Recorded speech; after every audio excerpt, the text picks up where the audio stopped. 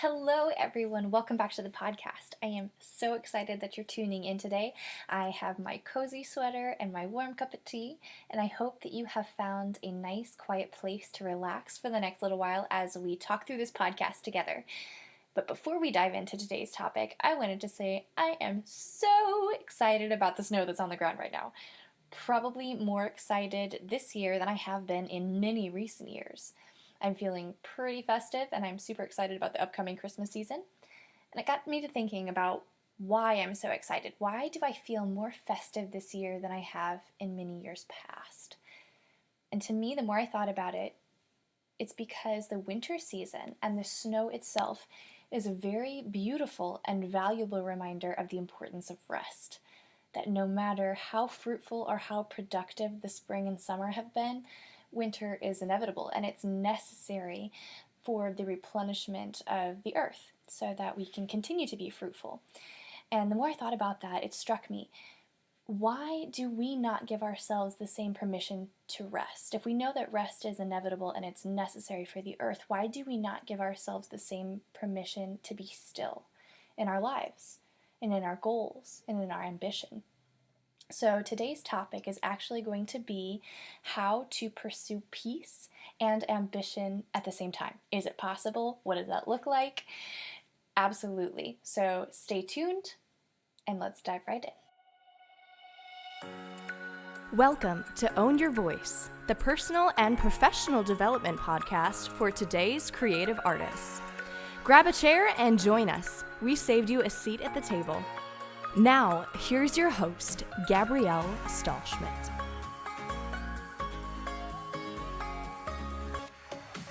Okay, you guys, so any of you who know me out there know that today's topic is extremely relevant and timely for me personally. I mean, it's something that I have been thinking about and grappling with a lot as an ambitious person. If you have a type A personality, if you are somebody who is a go-getter, then this is the message for you. Ambition is a beautiful thing. Ambition is literally the will and the drive to be successful. So don't hear what I'm not saying. Ambition is a beautiful thing. But at the same time, I find in myself and in others with the same personality around me that we can actually diminish our peace in the pursuit of being successful. So that when we do accomplish a goal, there is only a fleeting sense of contentment and purpose in that, because we have kind of denied ourselves the beauty of the process of becoming successful just in the pursuit of, maybe checking a box or ticking off something on our list or hitting a New Year's resolution, which I know is right around the corner. So today I have compiled a couple of thoughts for you on how to pursue peace and ambition at the same time. So the very first thing that came to my mind was being process-driven and not just goal-driven. So for me, whenever I set a goal, sometimes I can become so fixated on pursuing that goal and checking that box off my list that I haven't allowed myself to learn from the process. And the more I've slowed down recently, the more I've come to appreciate and understand the beauty of the process of the becoming, or the beauty of the process of reaching that goal. So that even means that if I fall short of that goal, or if maybe I fail at that goal, that I have still become so enriched and learned so much from the process that I still count it as a personal success. So to become process-driven, it's more of a focus on the behind-the-scenes work that it takes to accomplish a goal rather than it is the meeting of a goal. And I actually wanted to share with you today a post that I had written on our social media a while back, because it just perfectly kind of sums up how I feel about the process. So over the summertime, I actually took my studio on a field trip to the Muni, and we were fortunate to receive a backstage tour, and I got some fabulous photos. And the more I looked at those photos, it reminded me of all the work that goes on in order to stage a production, and how we often overlook the behind the scenes and the backstage work that makes the presentation of a show possible. And to me, this is the perfect sum up of what being process driven means. So let me actually read this to you. And I formulated this as a letter to fellow burnt out musicians and perfectionists like myself. So here it is. Dear musicians, this is my gentle reminder that watching a polished performance is really like viewing the tip of an iceberg. What you witness in a performance on the stage is a result of the preparation, the dedication, collaboration, and cohesion of the backstage work.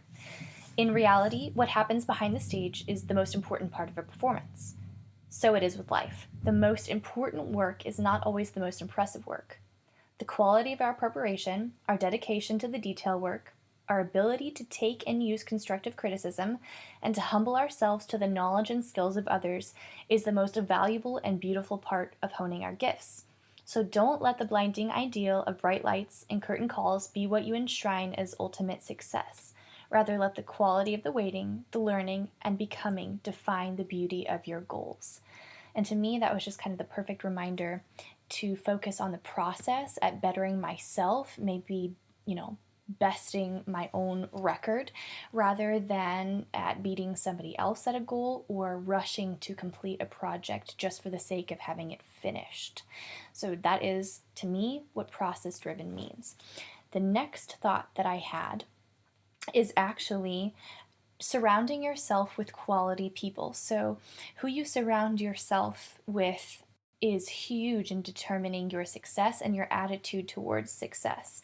It's very important, as we've discussed before, to surround yourself with people who do make you better, who challenge you to reach those goals, and who applaud you along the way. But also those people who can be your checkpoints and those sounding boards to tell you, hey, you might want to, take a step back, rest. It's okay if you don't reach that goal by next week. And those people who support you in your restful seasons just as much as they challenge you to become successful. So pick your inner circle wisely. The next thing that I have to say is to diversify your identity. And what that means is to actually separate your identity from what it is that you do or you're trying to do. And realize that whether or not you're successful at a particular goal doesn't mean that you are not a good mother or a good teacher or a good friend. So your identity is not wrapped up in the pursuit of your goals. Your goals do not define the quality of who you are. And that's something that I've had to take to heart as a perfectionist because I feel like if I don't reach a particular thing, then that reflects on me and my character.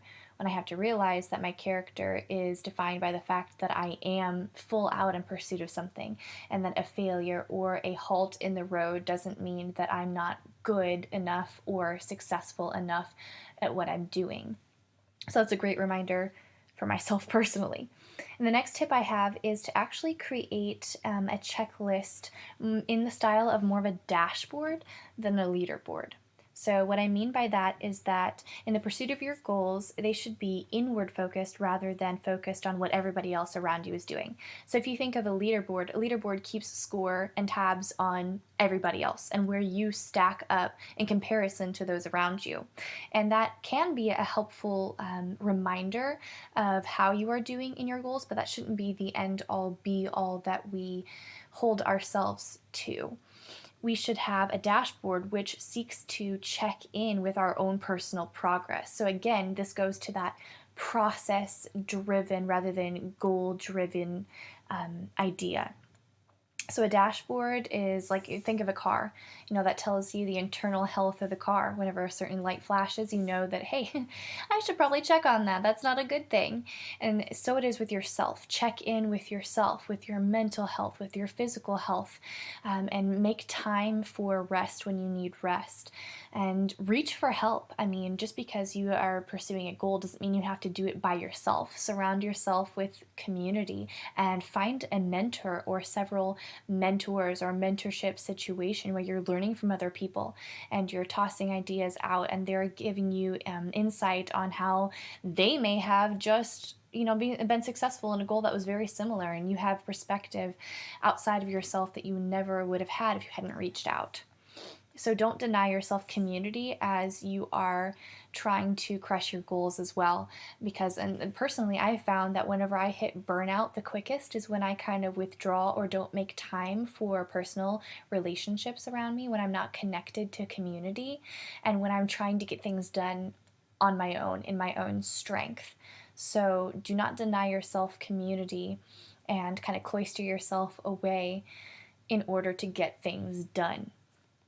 The next thing I would say is find time and find ways to actively pursue rest and contentment. So for me, for the longest time, I always thought, as soon as I finish this next project, as soon as I complete this, I'll be at peace. As if peace was something that just all of a sudden happens whenever you finish something. And that's not true. Peace is actually something that you have to pursue. And if you don't put the effort into pursuing it, it's never going to happen. So finding ways to be content, finding ways not just at the end of a victory to celebrate, but celebrate your successes along the way. And actually to unplug and to unwind is a very mindful and very important thing and step that needs to happen if you want to avoid hitting burnout. So that could look like a variety of things. It could be, unplugging from your phone for a while. It could be working out, listening to music, going on a hike or a vacation, surrounding yourself with positivity and friends. But anything that you can do to actually take a step back and reevaluate your priorities. And remember that at the end of the day, yes, there are very important goals that we have in our life with our work and our families that probably should be accomplished, but not everything on your plate needs to be accomplished right now. So prioritize your short-term and your long-term goals, and keep checking in with yourself from week to week, and seeing what you can do to become one step closer to each of those goals, rather than just mindlessly trying to pursue something huge in your life with no careful consideration to the steps that need to happen. So I have actually compiled a couple of apps that I find really helpful for ambitious people in order to prioritize your time and to make sure that you are checking in with yourself and that you are mentally healthy and physically healthy. So one that I like that's free is called Hours, and it's an app that you can use on iPhone or Android. And it is something that actually breaks down how much time you spend on a particular goal. So you can input exactly how much time you want to spend on a given task, and then check in with yourself at the end of the day or at the end of the week to see if you have hit those goals. And that's just a very mindful way of making sure that you have allotted enough time for a specific step, or it show you that, hey, I've spent way too much time on this one particular thing this week and I need to reprioritize my time. So it's a great spreadsheet. It's a great visual to see where you are spending your time and how you can be more effective and efficient. Another app that I love is Headspace, and you can use a variety of different apps that do the same thing, but something like a mindfulness app to help you at the end of the day unwind and just have that quiet time within your own self to be at peace and to be at rest mentally, because that is one of the biggest, if not the top thing that's going to save you from burnout, is being able to have a safe, quiet place to just relax and be and turn everything else off. I love Headspace and I've been using it for quite a while now. I don't know if you're anything like me. Sometimes I tend to misplace this idea of success with a feeling of anxiety and stress. So sometimes I'm like, oh, hey, I'm really stressed out. I'm really achieving something really great here at the same time because I must be working really hard. And I want you to understand that just because you are stressed out and anxious doesn't mean that you are achieving what needs to be achieved. You actually can achieve your goals in more effective ways and not stress yourself out to the point where you're losing sleep or you are not eating and taking care of yourself. So don't make the same mistake that I have, that just because you have a lot of anxiety and are stressed and are always on the go that you are doing everything it takes to meet your goals at the expense of yourself. And then the last two apps are free. They are the podcast app on your phone and YouTube. And this is a great way, like I said earlier, about putting yourself in mentorship situations. to learn from those around you who are successful, maybe in your field or in fitness or in financial goals that you may have, is to keep tabs on what's going on around you and what's working for people around you. So that's another way to reach out and kind of engage with community and learn from other people in order to make yourself more successful. So I hope you found those things helpful. It is absolutely possible to pursue peace and to find contentment more than just a fleeting contentment whenever you've checked something off of the list. It is absolutely beautiful to be ambitious and to have that go-getter personality and to get things done, but make sure that you're not sacrificing yourself and your mental health, your physical health, your spiritual health in the pursuit of your everyday goals. I will see you next time. If you enjoyed what you heard today, make sure to give us a shout out on Instagram, take a screenshot of today's episode, and let us know how you are being more mindful in your everyday life. I will see you next time.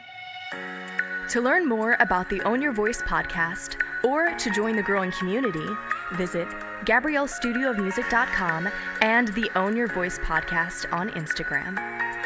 As always, remain committed to owning the power of your unique voice, because what you have to say, both musically and personally, is much too important not to be heard.